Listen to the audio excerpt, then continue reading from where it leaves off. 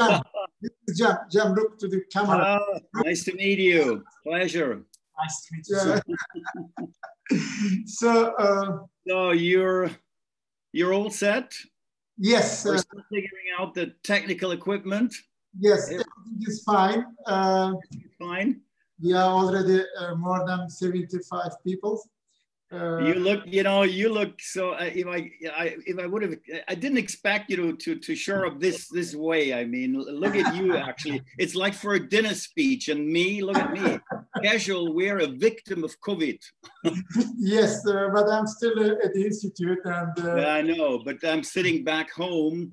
As you can imagine, I'm enjoying the fact that I don't have to commute to Erlangen. So I'm actually really extremely privileged. I hate to say that, but it's a truth actually, as I don't have to travel that much. You yes. know what that means. Yes, my nickname is Flying Professor, but now I became Sitting Professor. Yeah, me too. And it's really unusual. I mean, we are not used to that actually. This yes. I told my wife, Sylvia, what happened in 2020. I mean, it happened to me over the last 20 years. I was traveling constantly, as you do, and always commuting between Erlangen and Bonn anyway. And then on top of that, of course, many other obligations. But anyway, welcome. Anyway, good to see you. Thank you. This year is Annus Horribilis. It is. But it will be finishing in a couple of days. Dear Stefan, thank you very much that you have accepted our invitation to speak about your, I would say, important contribution about German foreign policy, which is going to be published also in English soon. And of course, most of my students and the Turkish public is waiting for your English and later on, inshallah, in Turkish translation. And no. Wonderful. We always one step ahead, actually. We will definitely translate it also into Turkish. And this is your last article in serious publication about the German foreign policy, new German foreign policy, pragmatism. And this is interesting, of course. Your book in particular, I read every sentence, even the last sentence. This is exactly, this is the proof. You can see underlined. Wonderful. So at least, Stefan, at least you wrote the book, I read the book. So at least you got one writer and one reader. And, I think today it will be a very good discussion or lecture also by you to all our people from several countries, Stefan. It will be watched from Argentina to America, from Germany to Hungary, Azerbaijan, Turkey. So, it is a multinational, if you want, conference today. And as someone who travels extensively like you and knowing German foreign policy, the transatlantic relations, one of your strengths. I mean, your book about transatlantic relations is still unbeatable on the European continent. And my students, they know you already. And this is a great pleasure to have you. I don't need to introduce you very much because they know you. I was always referring of you. You are one of the most important German thinkers at the moment about German foreign policy, but also global and regional developments. And what is more important, you are professor of Erlangen University since several years, and we know each other from the years of Bonn, as I call it, Bonner Mafia. We had professors Hans-Peter Schwarz, whom I also a lot cite in my lectures, and Professor Kalditrik Brachar, my PhD professor. But we know each other also because of these discussions in Turkey, in Germany, and you paid also a visit to Turkey, even to my university, and gave lectures. And in future, I would like to have you once again after COVID and introduce you to Turkish readership, to Turkish academics and students. Inshallah, also making the opening speech of your book in Turkish when we translate wonderful. In Turkish. Now, we can start maybe with this. Could you please describe, I'm just going chapter one, chapter from your book, and we can mostly summarize the basics so that we have so all the time around 15 to 20 minutes to debate. We have time until 4:20 Turkish time. What is the debate in Germany, the role of Germany in international politics since the division of two Germanys finished, I mean here since 1990. Could you please describe us how the angst from Germany was taken away, and how Germany is making policy of responsibility as a civilian power, and what are the challenges for Germany in a radically changing world politics? So we start with this chapter. We have the floor. Okay, Hussein, first of all, thank you very much for this kind invitation. It's really a privilege and a pleasure and a great honor to be with you. And I've seen in the chat room already in the list of participants that there are many students you once again assembled and gathered around you for this little event here. So it's really an honor and a pleasure. To summarize the book, this is a political essay. I mean, it's always a challenging task. Let me try to do, because I really, that's my experience from the last, from this year, from 2020. And I think you made the same experience as we are doing things online almost exclusively meanwhile. For students, this is not easy. Either for us, of course, as a matter of fact. So I don't want to bother you too long, actually, with, with like 40, 50 minutes or whatever lecture. Instead of that, I'd like to, summarize, let's say, the main hypothesis of my book and the main findings, so that we have plenty of time, hopefully, left for the discussion, for Q&A. So, and I'm happy to, of course, not only answer questions directly related to the book. I have no idea whether anybody of your group had a chance to read the book, as it's not out in English yet. It's going to be out at the beginning of 2021.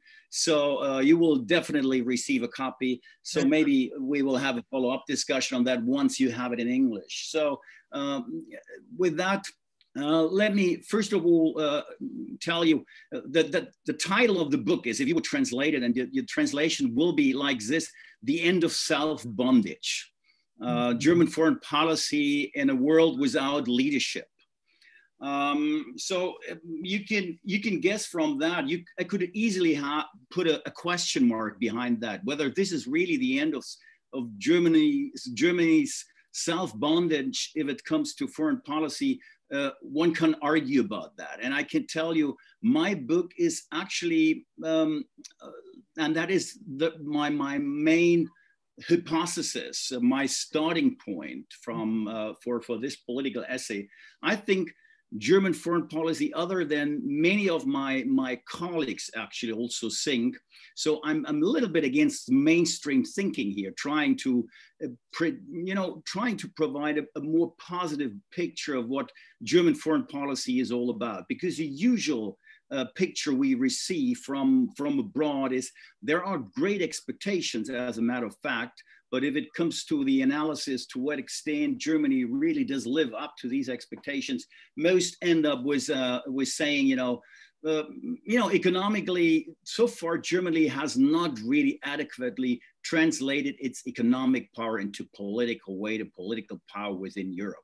And my argument is this is wrong, meaning German foreign policy, let me put it this way, is better, and that is my first point, better than its reputation. Independently of the fact that Germany has risen, I think, to the central power in Europe since 2010. This is my point in the book. I think this is a paradigm shift. What we have been watching and seeing in German foreign policy in the last decade really marks a kind of pivotal, a paradigm shift and a pivotal shift actually in German foreign policy. This does not mean that we are already, have more or less arrived where many European partners and maybe also our American partners would love to see us. But it is an incremental process. And for a country, I think you're all aware, as Professor Baggi is your professor, guys, you know about German history, you know about European history. So you should be familiar with that. I don't have to explain to you the unique identity problems of Germany if it comes to foreign and security policy. Once again, first of all, keep in mind, this has been an incremental process. And German foreign policy, as a matter of fact, following the idea of what's called in the literature the civilian model, the civilian role model or concept, whatever you want to, however you want to describe it, actually, is very much, of course, really key to understanding of German foreign policy. That means for German foreign policy, one thing is for sure, foreign policy is very much of a reactive nature.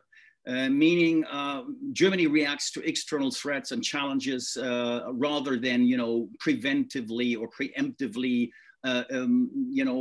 shaping or modeling grand strategies of how the world should look like, what our interests are, et cetera, et cetera.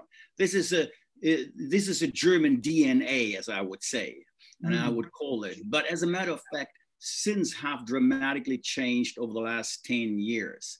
And I think it's fair to say that despite all the other narratives and pictures we receive, particularly from abroad, meaning particularly in the three biggest crises, which I, of course, analyze in my book, the Euro crisis, the Ukrainian crisis, and the refugee crisis, other than many scholars and colleagues would suggest, I think Germany in all these cases never acted unilaterally and in any of these major European crises, though particularly the Anglo-Saxon world likes to depict our stance, particularly in the Euro crisis, as the ordoliberal stance, the austerity policy, etc., vis-a-vis the Southern European countries, as a dictate from Germany to the rest of Europe. This is nonsense. If you look at it more thoroughly, you will see we never acted unilaterally. We acted particularly, again, with our biggest ally, still biggest ally within the European Union, and that is France. There is no doubt about it, and with others as well.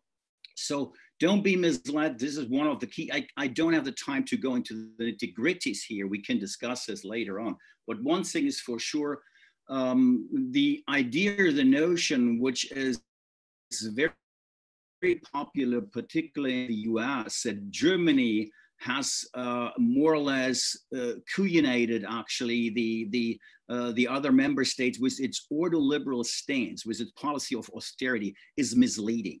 Because in the end, it was a compromise we forged. And in the end, Germany as well paid a huge amount of sums, actually, of course, particular to help Greece out of the crisis, to provide credits and credit to Greece and other countries as well. So, of course, it's true that this country also always withstood, and that was completely against our philosophy, and I think to a certain degree still is, that the European Union ends up in a transfer union, and we become the benign hegemon of Europe, similar to what the United States is to the world.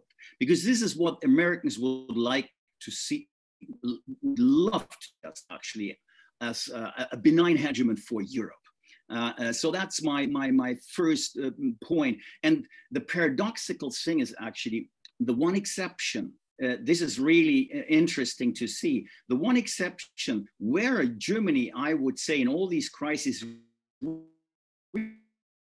really unilaterally was the refugee crisis for normative and humanitarian purposes and reasons. As a matter of is interesting, that marked the beginning of Merkel's descent, the refugee crisis. Though you probably have seen that over the COVID crisis, she has astonishingly recovered actually and gained strength and regained strength 1 year before she will definitely and finally leave the office in next year, as we have an election coming up. So that is my first point, and I'm happy to argue that with you and discuss it with you, be it the Ukrainian crisis, be it our crisis management, what you will be interested in, particularly in the greater Middle East and the Near Middle East and the MENA region, etc., and in other regions, by the way, as well, in particular within Europe. My second point I try to make, and this is what I meant when I was arguing and saying, it's a little bit, my book is a little bit against mainstream thinking among German foreign policy, experts, because usually the debate you have here in this country is following exactly this narrative and serving the narrative of particularly the Anglo-Saxon world that Germany is a free rider if it comes to security policy.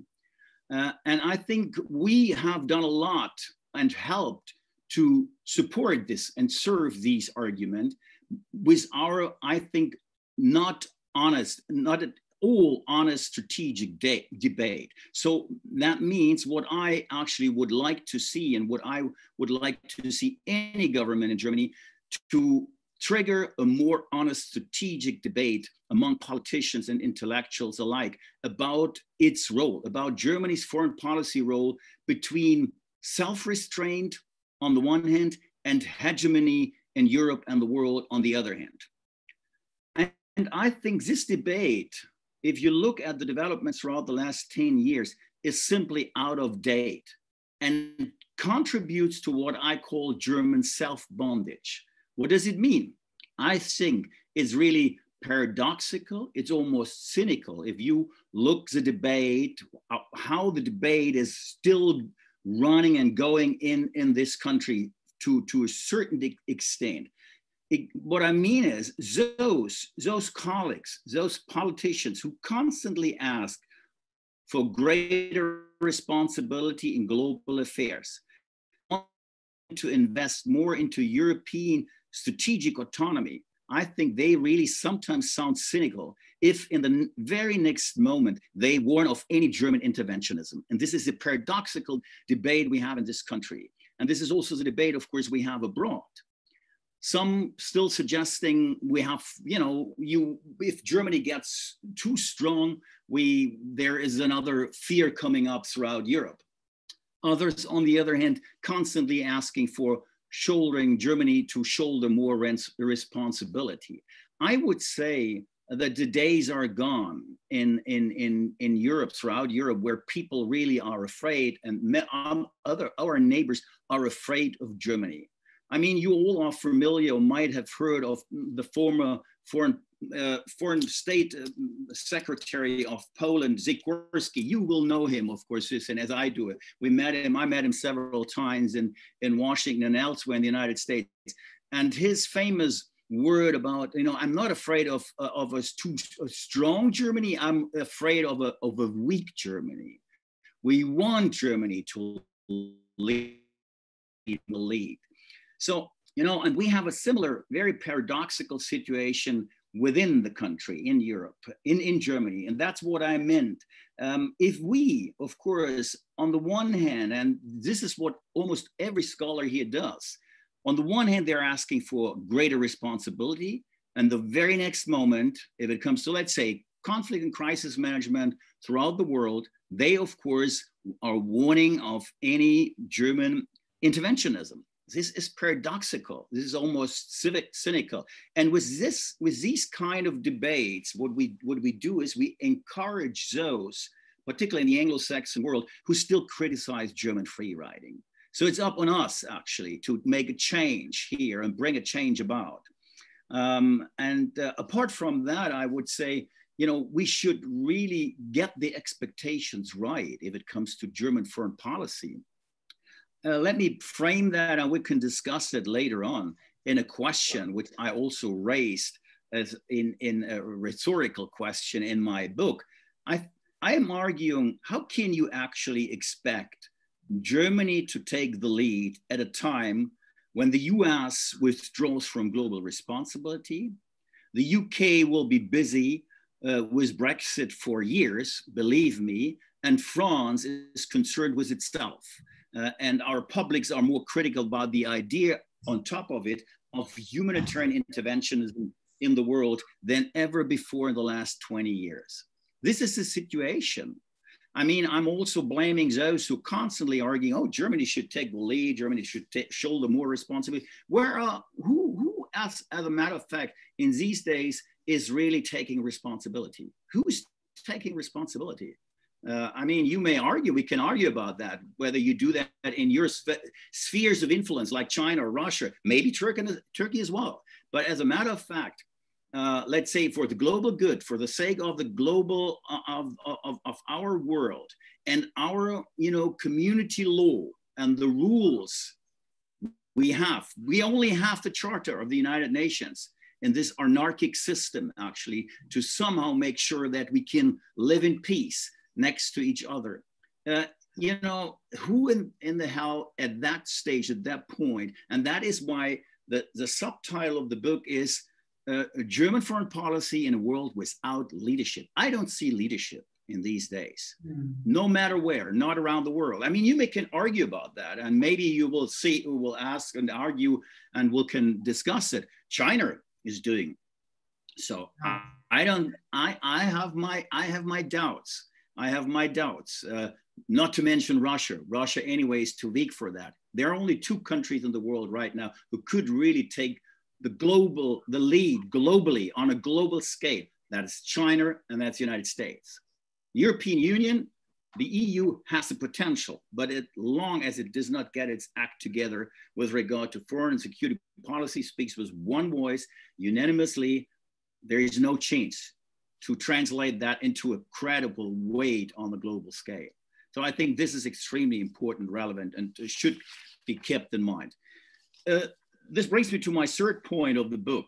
Independently of this debate, I think, and we can discuss that, I'm happy to argue and to discuss that with you and explain a little bit more in the Q&A session. I think independently of this debate in the country, Germany in recent years has broken with several former security and defense taboos. And people are overlooking it and love to overlook it and like to overlook it, as clinging to the stereotype narrative if it comes to foreign security policy of Germany. And Germany has acted also to a certain degree, I would actually even say, as a successful broker in various crises, particularly also in the greater Middle East. Again, one can argue whether it has brought about any decisive changes in the region. But on the other hand, I'll ask you, who has brought about decisive changes in the last 20 years? I mean, all this interventionism, all the crisis management in the greater Middle East particular, you better know than I do, probably, or many of you, because you're, of course, affected by it way more actually than the European Union, which again, in turn, is way more affected by all these challenges than the United States. That is why the United States, of course, has been incrementally withdrawn from the region since Obama took office in 2008-9. This did not happen with Trump. It started already under Obama. Actually, if you look at it more thoroughly, it started already during the second Bush administration. So I think this is extremely important to keep that in mind. And if nevertheless, these paradigm shifts have not reached the public yet, particularly with regard to Germany's new role, actually, and I think also to a certain extent more, its greater assertiveness, it is also due to exactly those contradictions of the strategic debate in our country. as well as the fear of politics, our politicians to community the threat of development on our and the European periphery. That's our problem, our communication problem. And I blame the government, actually, even the Merkel government recently, to not constantly actually, this is what I understand if it talk about public diplomacy. Our public diplomacy lacks actually clear communication about the strategic necessities on our periphery, what's going on our periphery. I think that is extremely relevant. But again, I can explain, I can later on, of course, tell you a little bit more what I mean, why Germany has, as a matter of fact, as one of my search hypotheses is for this book, this small political essay, it has broken in recent years with several former security and defense taboos. That brings me to my fourth point. I think Germany needs to push more for greater, nevertheless, despite all these efforts, it needs to push more for greater strategic European autonomy as it's laid down in the global strategy of the European Union in 2016. This certainly implies some kind of duplication, whether the United States likes it or not. Our future, believe me, guys, lies in Europe, not in the United States. And Germany is well aware of that. It needs strong Europe. This is a paradigm shift. This is a paradigm shift, I think. Yeah, but this does not mean, don't get me wrong on that, Hussein. This does not mean that in Berlin the argument is, and I experience that all the time, very often, discussing with politicians these issues. Actually, this does not mean that we'll turn our back against the United States or whatever. But the feeling here is the trust has gone to a significant degree, particularly over the last 4 years under Trump. Believe me, if you look at the polls, it's terrible, actually. I don't want to provide you with the figures regarding our, the polls here, how Germans feel about the US, feel about Russia, feel about China, or whoever. So apart from that, this does not mean that we're giving up on our traditional Westbindung, you know what I mean, the Western affiliation, etc. Of course, this was always a dual Western affiliation, meaning on the one end Europe, on the other end the United States.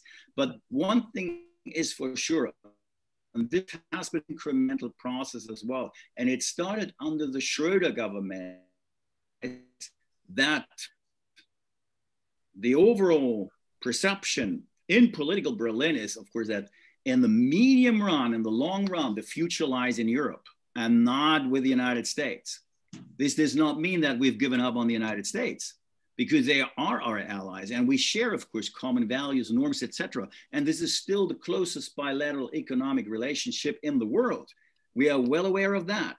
But on the other hand, this is also a reaction to the new geopolitical reality. And one of these realities, guys, is that the United States has been shifting actually its geostrategic focus in the last 30, 40 years from one crisis spot to the other. Wherever there was the United States, one of the most important principles of US foreign policy ever since was since 1940, once you can believe, you're Americans, as a matter of fact, have given up on that.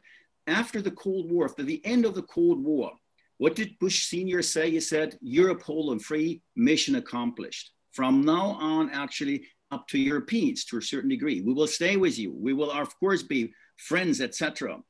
And of course, things have dramatically changed since Russia stirred up Europe, actually, over the Ukrainian crisis and with the annexation of Crimea. This is when, all of a sudden, the geostrategic attention of the United States started to repivot and to reshift to a certain degree also to Europe. But this will not change the overall trend that currently, anyway, for any American administration, also for the Biden administration, we can discuss it. The future will lie in Asia. The biggest challenges emanate from Asia Pacific, not from Europe. There is Russia, which is still a major concern, but nevertheless, it does not change the American perception that there has to be a fairer burden sharing, first of all, between European Americans, if Americans are supposed to stay and will be around. And apart from that, that Europe, a new division of labor, that Europe, to a certain degree and a greater extent than in the past, you know, takes care of its periphery. This is common sense in the United States. And believe me, even under the Biden administration, we'll come back to that, we can discuss it. My main point with regard to the analysis of the election is, and I said that several times on TV, on the media, and I wrote it also several, be not mistaken. It will be maybe even the Biden administration could even become a bigger challenge to Europeans than a second Trump administration. And what I mean with that is actually that the Biden administration will be the real litmus test for us. If we now, you know, forget about our obligations that we have to provide and have to deliver, we disappoint those who voted for Biden, and that these are the people who still believe in Europe and in the alliance. If we disappoint them, if we do not deliver, and Biden will ask for the same as Trump, then we'll have a problem, I can tell you. So I think this is the real litmus test. You are not the only one. You are not the only one. Which is coming up now. Yes, the same problem. I can't imagine. Let me add two more points, and I would give the floor actually for the Q&A, Hussein. Yeah, sure. My fifth point in the book is actually, and you mentioned it in your kind introduction actually, I think the paradigm shift has become clear, particularly with regard to what I would call that Germany has left to a certain degree. It's the politics of recent years, which is basically or was basically based upon this civilian role model concept. There is no more altruism. There is no more illusion about the finalité of Europe. There's no more illusion about the geopolitical realities around us. Mm-hmm. So that means what we've particularly witnessed over during the Merkel years was a shift to what I would call a norm-based pragmatism. A new principled pragmatism in German foreign policy. You wouldn't expect that, as Germany is always clinging to norms and values, etc. We bring peace to the world and so forth. These days are gone.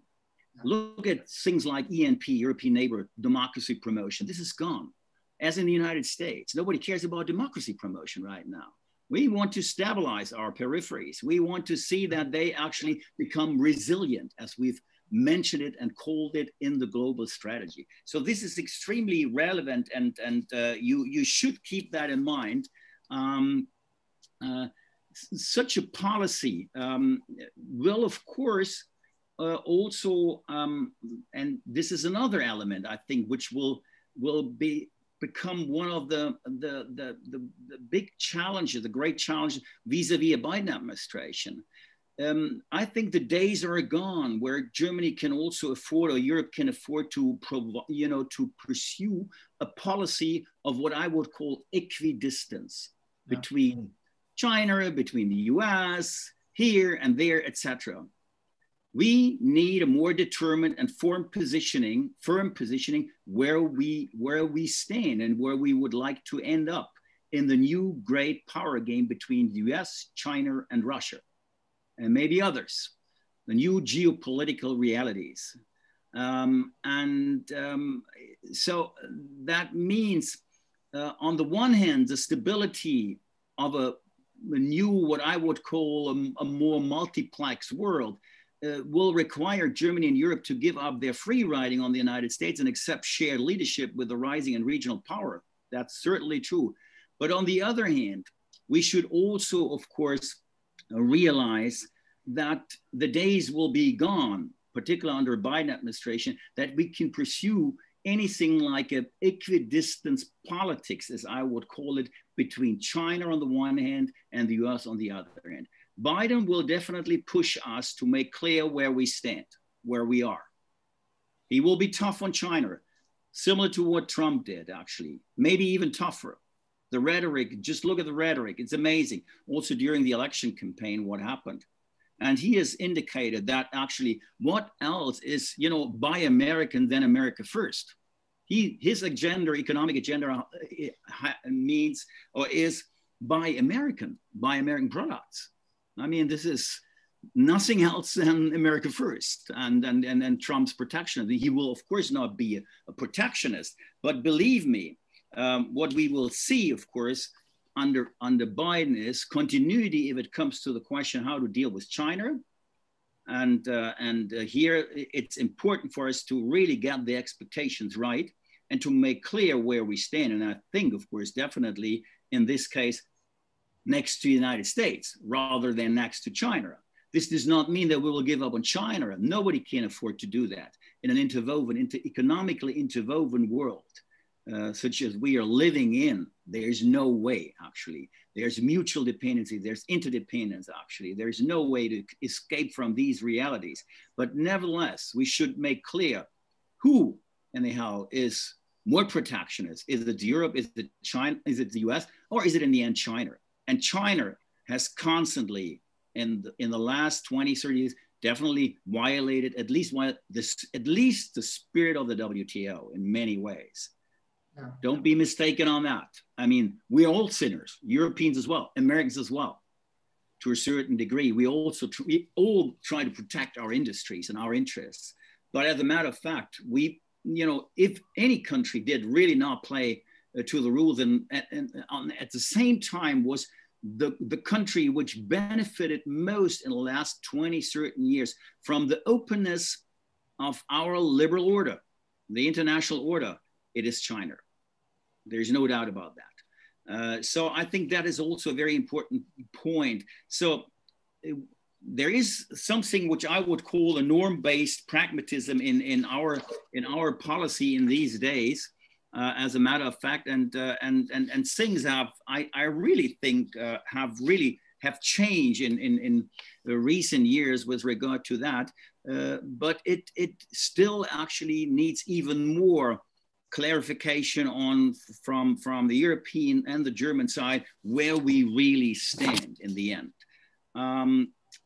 With that, actually, maybe a last word on that, because this is closely related to it, actually. I think, and that's, I also try to make that as an argument in the book, we should not dramatize the current challenges and rashly talk to the end of the West or the liberal order or whatever it is.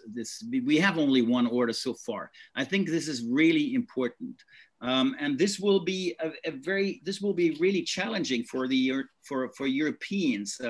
As you know, particularly Europeans see themselves and depict themselves as the ordering power and the power, you know, the structural power, actually bringing peace to the world and providing norms and values, etc. I think we should be very careful. On the one hand, I think it will not happen that the liberal order is the days are completely gone, but it will have to adapt to the new situation. And I will explain in a minute what that means. I think we should actually stop pretending that in a rapidly changing geopolitical environment, Germany, Europe just need to maintain its overarching focus on its foundational principles. Of peace, democracy, human rights, and the rule of law. We're all aware of that, actually, while continuing to develop the requisite military, economic, and diplomatic means to attain its objective. Our structural features, actually, of deliberation and dialogue can only be, a competitive edge if debate does not preclude decision and declared aspirations are matched proportionately with the necessary capabilities. That's one thing. That's certainly a necessity. This requires definitely still a stronger, even stronger readiness by politicians to regain control, particularly with regard to security-related issues. But I think it's also important to keep in mind and to maybe become a little bit more humble throughout Europe. And this is what I mean with a new pragmatism. I think we're already heading into that direction. The new world, the world we are facing today is a geopolitical and very much geoeconomic world. Geoeconomic power is the most relevant, I think, power in these days. This serves actually, you might say, the European and the German interests, and of course also their potential, because here we have our, our biggest and greatest potential. But I think we should, what I mean was become more humble is also not only accept the new geopolitical realities, but also give due credit, if we are serious about that, to the contribution also of non-Western actors to the marketplace of ideas for global cooperation. This, I think, is extremely relevant. We are not the ones, actually, the only spot or region in the world, actually, which championed human rights. Latin American countries championed human rights before the Universal Declaration of Human Rights, and traditional regional norm and institution building before the EU was conceived. The East Asian countries led by Japan pioneered a path out of post-colonial dependency and underdevelopment and so forth. You can give a couple of examples. So we should encourage us at the same time, and I think we're heading into that direction, encourage what I would call pragmatic globalism in place of ideologically charged liberal internationalism, a term that is deeply associated with Western hegemony and hypocrisy. I think this is very important in that context. And history provides many examples of practical, non-ideological, issue-based cooperation among nations of diverse political composition to uphold international stability. So I think this is where we are heading to, and this is, of course, one of our challenges. But at the same time, that means or does not mean that we should give up on let's say, these principles of our order, because so far they are the only principles we have. We only have the UN Charter. This is our community law. And if we give up on that, actually, we have a problem. And so I think this is crucial. But this does not mean that we should not really, we don't have to give up on our norms, but we should be very, very careful in propagating actually that these norms and values should be, let's say, the norms and the values of the rest of the world, or in the rest of the world. This is exactly the hypocrisy, or was the hypocrisy of Americans and Europeans, particularly of Americans in the 1990s during the unipolar moment, when their idea was actually to bring the ideas of the West to the rest of the world. And that failed, as a matter of fact, and has failed. And this will also not be the solution, let's say, to all our problems and challenges. And that is actually what I mean was also with a more pragmatic stance, not only within Europe, but also on the global stage. But with that, let me stop, and I was far too long as always, and usually. So with that, I stop and I promise that we have hopefully enough time for the Q&A session. I hope there's still room for taking some questions. Thanks a lot.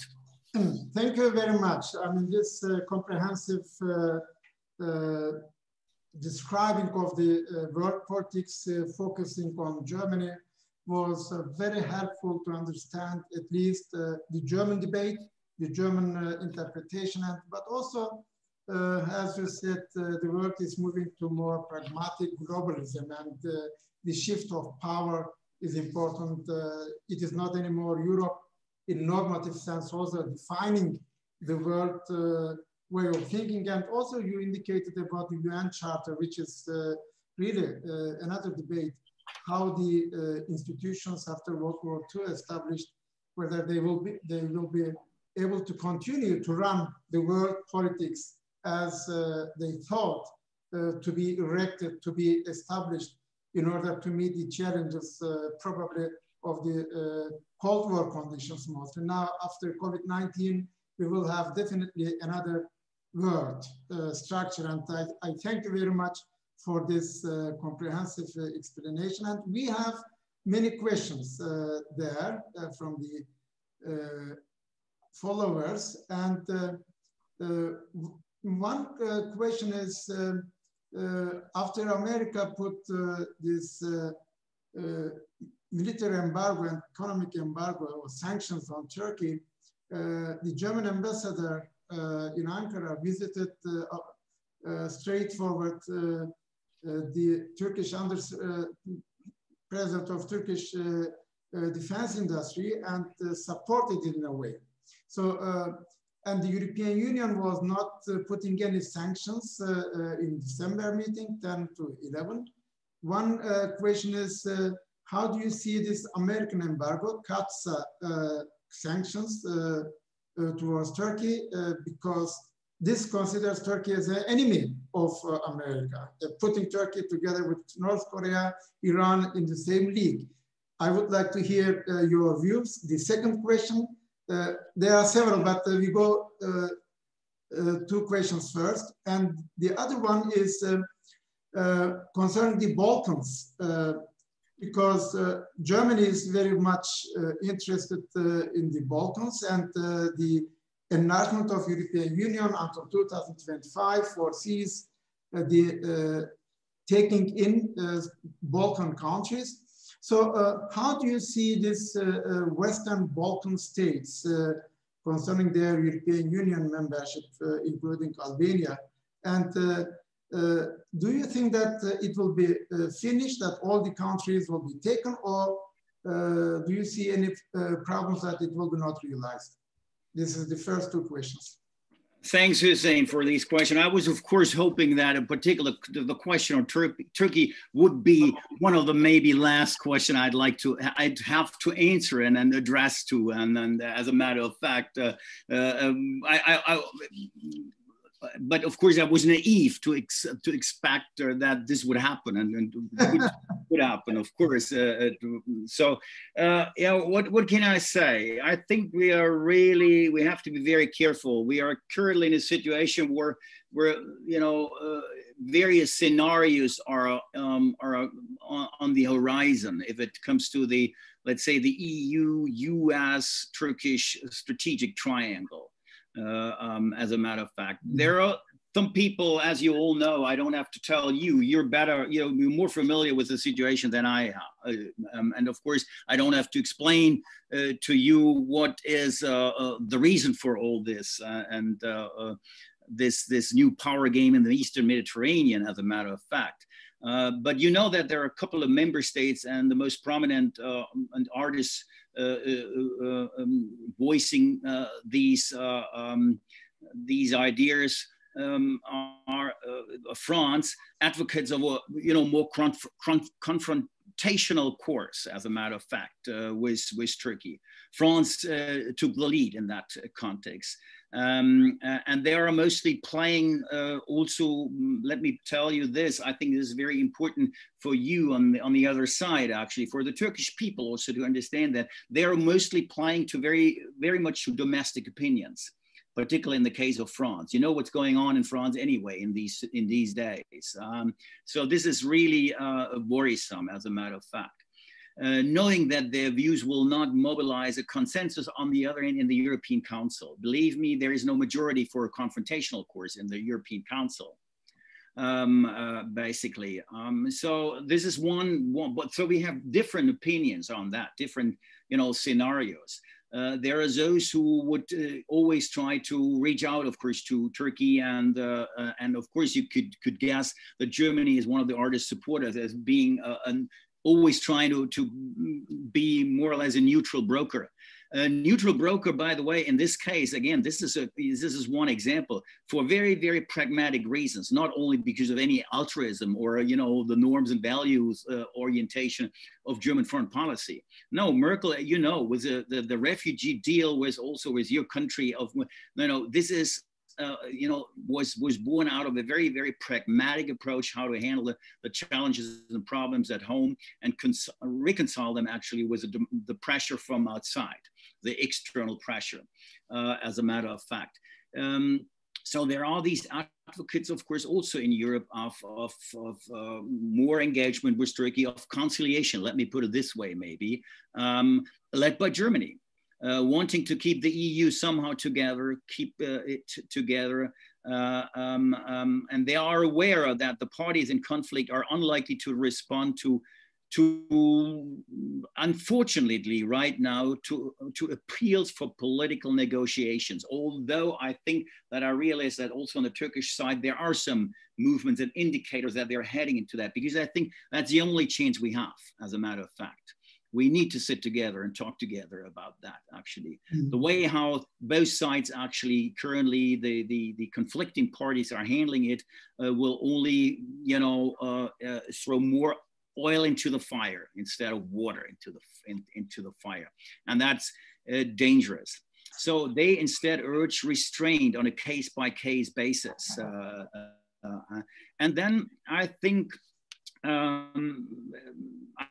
what is maybe, unfortunately, in my view currently, the most likely scenario is that there nevertheless is, you know, we will not certainly cut or lose our ties. But I think what we are observing, witnessing is a kind of drift, as I would call it, drifting somehow a little bit apart right now. There is a possibility, actually, even beyond those US sanctions, that maybe there will be also some, I think on a smaller scale, some light, as I would call them, symbolic sanctions due to the pressure we have within the European Union, but not, believe me, not sanctions that will hurt the Turkish economy. That's my feeling, also from the talks I have in Brussels and the discussions and debates I got there. So I think this is therefore the most likely outcome and scenario. And in these circumstances, the risk of an escalation, of course, will certainly increase. It has, of course, implications for NATO, the EU, the US, and also the regional power in Turkey, of course, as well. So my question is particular. It will be interesting to see what the incoming Biden administration does on that issue. I think this will be very, very decisive. Faced with overwhelming domestic priorities, believe me, this is the number one concern of the Biden administration. We should not expect Americans to, you know, rise again like a phoenix out of the ashes to become the global police man or whatsoever. This will not happen, because pressure in the country is enormous, and the number one concern are domestic challenges in the United States, as well as tensions, if at all, with China and Russia. So this will have, how much energy will Biden have to really push a new transatlantic initiative and provide pathways back to regional stability in the Middle East and in the Eastern Mediterranean? This will be a very, very decisive question. And I think it will need that all sides actually start and realize that it's important to sit together and negotiate and don't lose contact. And I think this has been, and believe me, this will remain, let's say, the number one strategy of the EU towards any other third country or regional actor, whatever you want to call it, regional power, regional hegemon, or whatsoever. This is what I would call, what in the US is called the dual track strategy. Of course, you know, the instrument of geoeconomic pressure, some pressure, so will prevail. This is what you always have to keep in mind, that you have to handle the domestic pressures here and what the current situation, the opinion and the mood is of the people.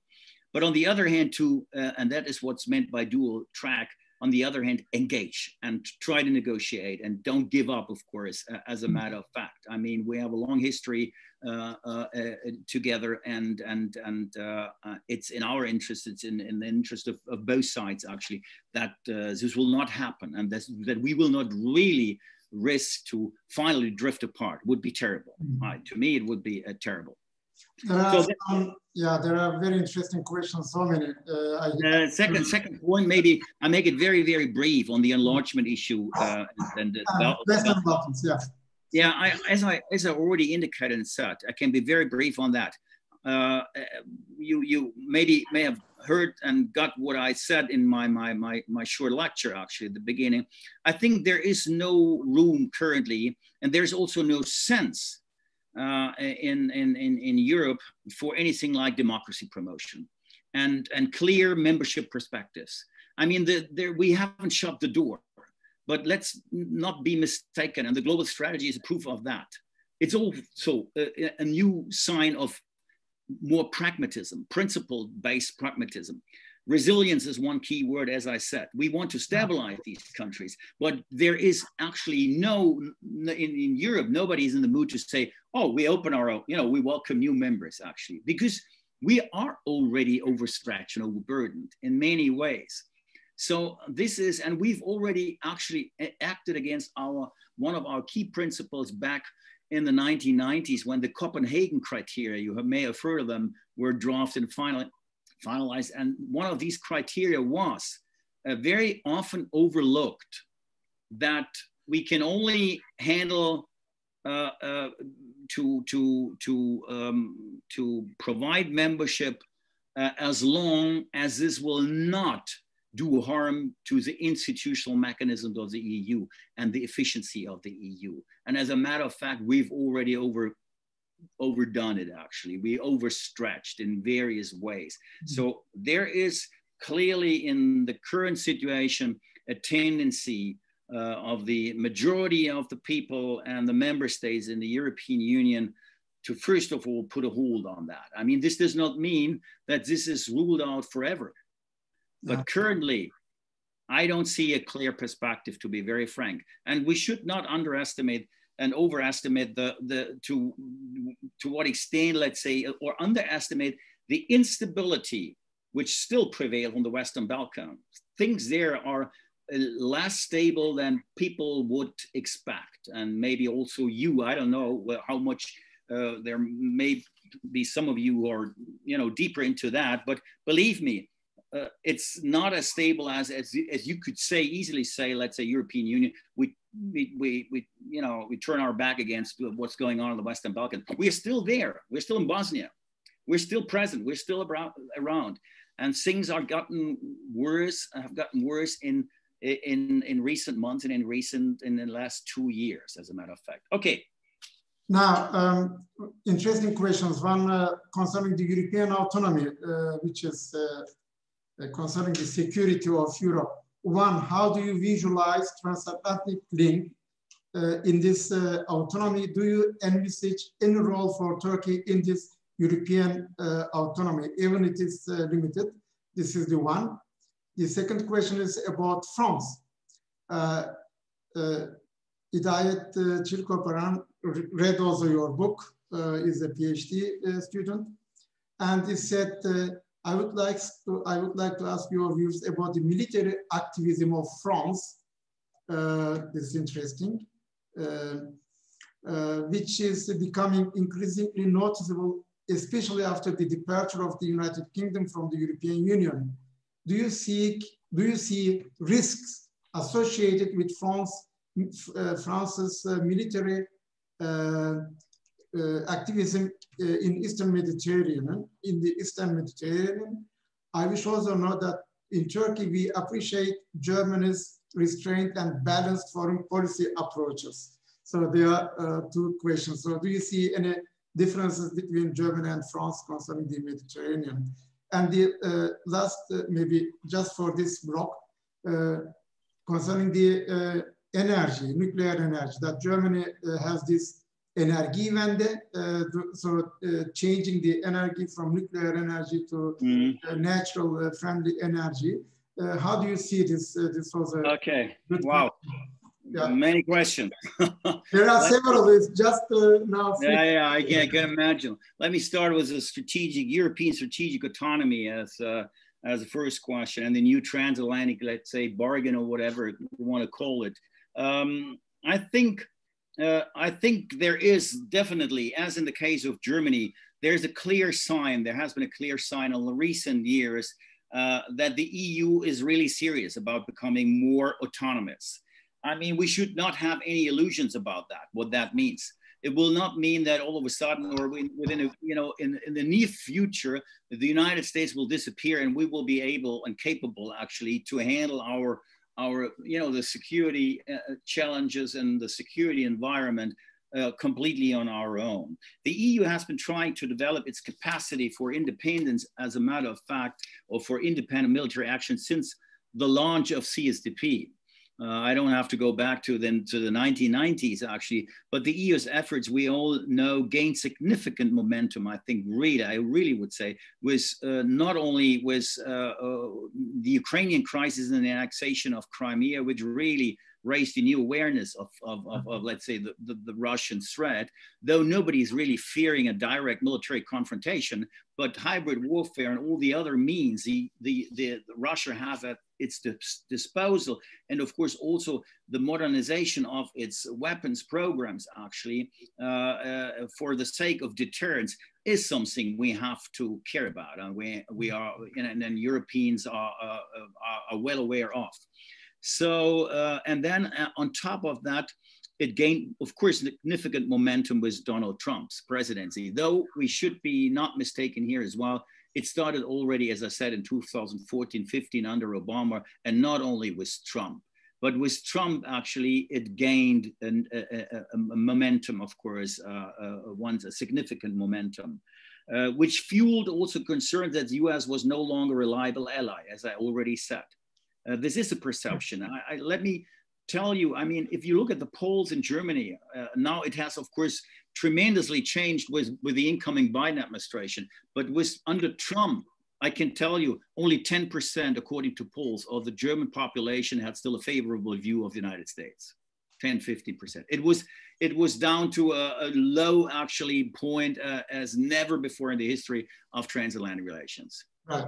And the astonishing thing is, you should know that, I was always arguing against that. It was astonishing to see that according to those polls, German people had more trust in Putin or in Xi Jinping than in Trump.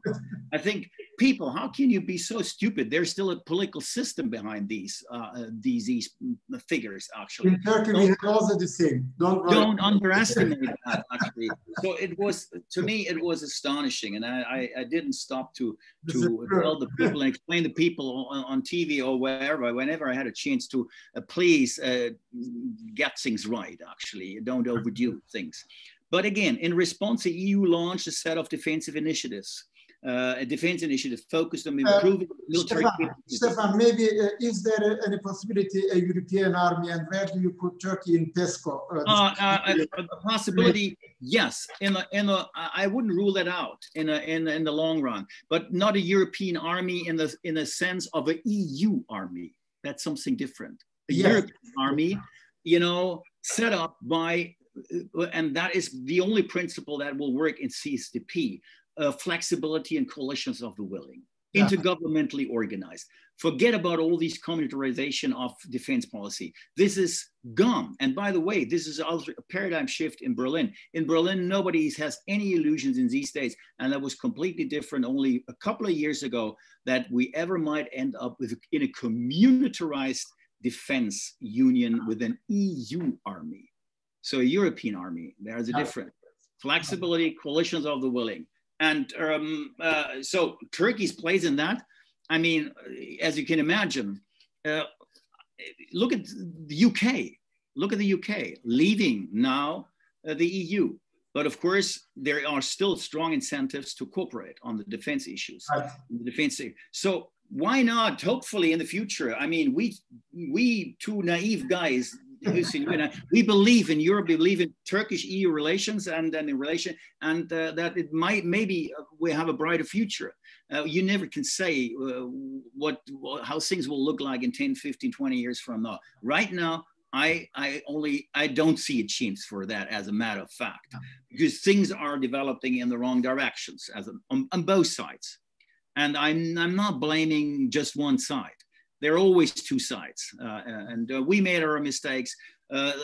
Turkey made its mistakes, I think. So we all. So, and this is why it's so important to sit together. This is a sense of those students of international relations, of regime change and the regime approach in series of international relations. Sit together to gain mutual trust and overcome mutual distrust. This is the essence of it. There is no alternative to that, people. Guys, believe me. So that's a short answer to that. Let me see. There was a question of France. France, yeah, France and energy. France. Yeah, this would be the confrontational scenario, more or less. With the EU setting out, this seems the way Macron currently prefers to set out red lines, and as a warning, impose maybe limited sanctions also on Turkish individuals, entities. This is France's course, actually, and in line with calls from, by the way, from the European Parliament as well. I think this is, of course, also. I think it's unlikely that this will become mainstream thinking, as I said. But we know that Greece is pressing for an arms embargo. Had to do so in recent weeks. And in response to maritime incidents, that's what I think you are alluding to. The EU stepped up its punitive measures, imposing additional targeted sanctions. Macron ruffled the repeated spats on with his Turkish counterpart. We realized that, and called for an end to the EU's customs union with Turkey. Also, he was really pushing on that issue, and so he was also, as you all know, starting maneuvers also in the Eastern Mediterranean to a certain degree. So it's what's going on here is something Germany is worried about, and I think still the majority of the EU member states is worried about. But don't be misled. This does not mean that the overall mood and sentiment within Europe currently is, of course, very much that also Turkey should restrain more and get back, let's say, to negotiating and supporting this line to keep off and keep away, let's say, those who are arguing for a more confrontational course within Europe vis-a-vis Turkey. So this is a situation we have right now. The nuclear energy issue, Germany and the nuclear energy and the renewable. Oh, this is a long story. To be frank, I was among those who said, we overreacted back in these days of Fukushima. It's extremely, because it worried me, because we have probably used to have the most advanced nuclear technologies, power plant technologies, which we sell to the world. And I think it was wrong to give up on nuclear energy as an important part of that, so short notice at a time when we all knew, and we still know, that the days of the fossil energy, of fossil fuels, is not over, it's not gone. And I'm not sure whether it will be gone in the next 20 or 30 years, though people, of course, though this seems to be the ambition of the global community, as a matter of fact. And there is new hope, of course, with an incoming Biden presidency. But please keep in mind that we are still, the world, I'm not talking about Germany or Europe, the world is still dependent on fossil fuels to up to 80%, 85% on a global scale. Germany is very well advanced with its renewable energy, and meanwhile is 40% green already in its energy composition. But we are still also depending on the import of oil and gas from various regions, world regions. So I'm not convinced, not to mention the costs of this Renewable Energy Act, because we pay more for energy than any other EU member state. And that is due because of our very, very ambitious national plan, which now becomes more and more also the EU plan, the EU agenda. So for that reason, maybe it was nevertheless a wise thing to do, but I think we did it, we overreacted. We did it, there should be a phasing out of nuclear energy instead of, from one day to the other, we will leave within the next couple of years. Two questions now. One is concerning Germany's foreign policy towards Africa and Asia. I mean, we have two types of relations. One as the European Union's Africa policy, and then we have Germany's Africa policy, like Germany's Asian policy and European Union's Asian policy. So we would like to hear two PhD students ask, what do you think about it? Is Germany going lonely or with the institution, with the European Union? Now, first of all, you should keep in mind to, I try to make that short. I'm not an expert on Africa, to be frank, as a matter of fact, or development policy. You cannot be an expert on everything. Sure. Nevertheless, I try to answer and take this question. What I can tell you, of course, is as in the case of foreign policy, you should always keep in mind there are always two foreign policies in the European Union or in Europe, and there are always two development policies. So we have a national development policy, and we have, of course, the EU development policy. What is it interesting in that context? What you should keep in mind is that that development policy is a communitarized field within the European Union. That is, the Commission has a say here. And as a matter of fact, the European Union is the strongest supporter of development and the strongest and the most potential public development provider and development aid provider in the world on a global scale. We're providing, actually, the EU covers or accounts for almost 40% of the worldwide official development aid expenditures. This is unique. And on top of it, you have the national development plans and development agendas.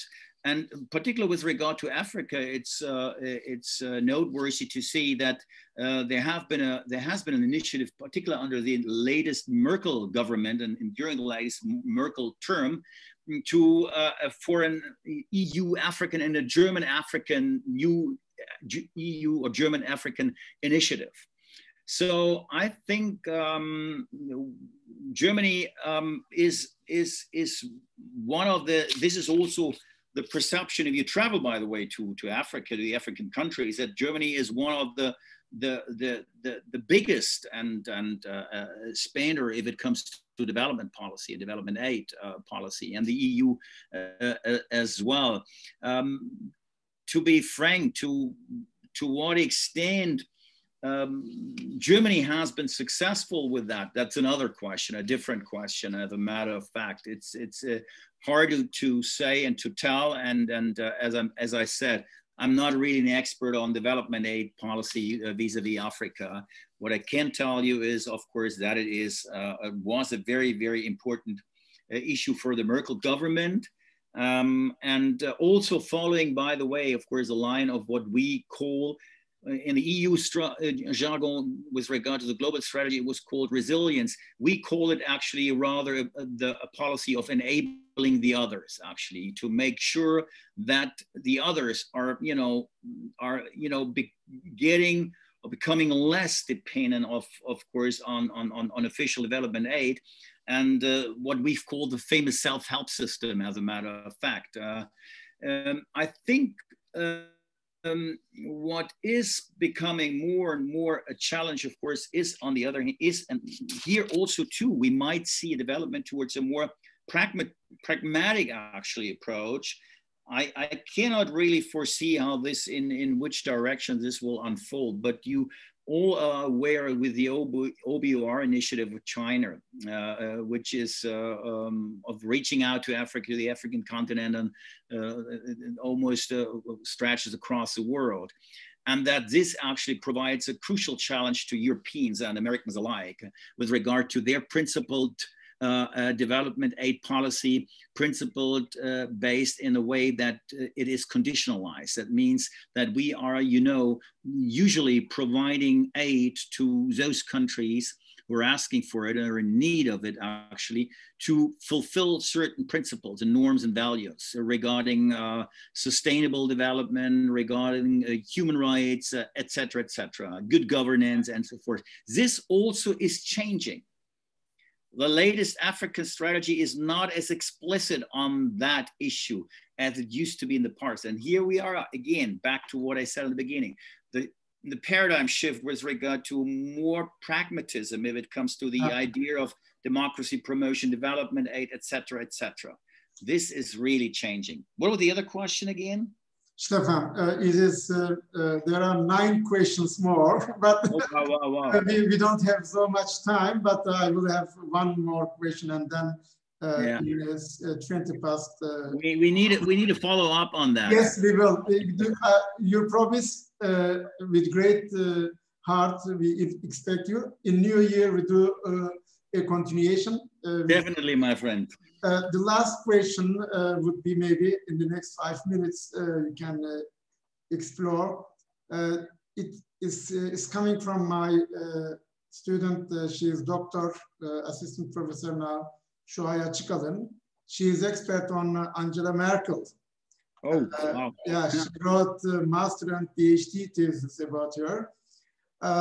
So question is, how would you see the role of Merkel's leadership in transformation of German foreign policy? Or is it there a transformation? Was it the continuation of Gerhard Schröder policies, or has she shaped the foreign policy by herself? And last but not least, she is elected as the person of the year by Time magazine. So, and she is not running again. What do you think about it? We have She's 5 minutes. not running again, and I can tell you that there are many people in Germany in these days who would love to see her run again. Yeah. It's amazing. It's amazing how she got back, actually, on not only on the German stage, but I would say actually also on the global stage. And I met her several times, and I can tell you, I really have great respect for all of their achievements, which does not mean, I mean, if I would have to wrap it up and in a nutshell, what is key to her chancellorship throughout the last 16 years, she's been serving as long as Kohl, as you all know, probably 16 years. And she probably would have better or stand better chances next year than Kohl had in his first term to run for another campaign or term, as a matter of fact. So it's really astonishing. No, I think it's exactly what I mentioned here several times. And this is her pragmatism. Yeah. She is an unideological person. Some people actually have blamed her for not being visionary enough to know with regard to Europe. But I think she was right in somehow, narrowing a little bit and how can I say, limit our expectations with regard to the issue of the Europe as the finalité of the European integration process. I mean, we all know that Schröder was the same. Yeah. He was also a pragmatist, as a matter of fact. Also, under him, the change already took place towards more pragmatism, intergovernmentalism within the European Union. He also was not a visionary man with regard to that. But I think other than Schröder, who risked also, of course, a huge confrontation with the United States over the Iraq intervention, I mean, Merkel nevertheless managed to balance different interests more cautiously than Schröder did in various ways. She was not an idealist, and she was certainly not a visionary woman such as Kohl, who really had the idea, the vision of a European Union as a political union. Also, she never had illusion about that. But I think she nevertheless did a lot of good because it was necessary for us, and she realized, and this is what I call her pragmatism. She realized that I think the momentum and the days were gone for trying to still head into this direction, into the direction of finalité. She realized it, and I think that was a good thing, and that brought about a paradigm shift also with regard to the public thinking about the European integration, which is still, people here still think it's a good thing. They believe in the idea of Europe, but not any longer as a communitarized European Union, the federal states of Europe or things like that, but a pragmatic club of member states cooperating, working, based, of course, on the same values and rules, etc., but without the ambition to finally, for more or less end up in a political union. And I think this is maybe, whether it's really her greatest achievement, I don't know, but she represented very much this, this pragmatism, which actually is very, very much like in among the German public. People like that, actually, and think she's right. They wanted to have this kind of middle ground between, too much idealism and realistic thinking, etc. So that's Merkel in a nutshell. That's all I can say. Thank you very much. We know that Merkel loves Turkish doner kebab too. So, me too. And I thank you very much, Stefan, for this wonderful question and answer period, also with your explanations. And I have taken already the promise that we will continue. We will have follow up. And I wish you and to your family Merry Christmas and Happy New Year. And with best heartfelt regards from Ankara.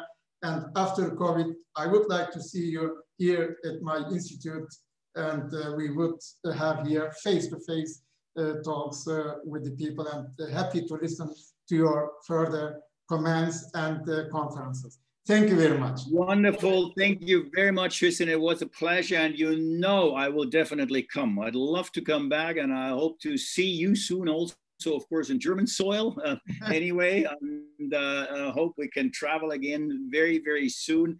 And as I said, I'll stick to my promise. I will come back. Thank you very much for this opportunity, for all, this amazing crowd you assemble and gather here. To all of you, and I also wish you, of course, a wonderful 2021. Hopefully, it will be a bit different from what 2020 was. Once again, it was wonderful to see you again, my friend, and all the others to meet with you. And we will keep in touch. Inshallah, we keep in touch. Yeah, bye bye. Thank you. Take care, everybody. Okay, bye bye. Bye bye. Bye. See you. See you.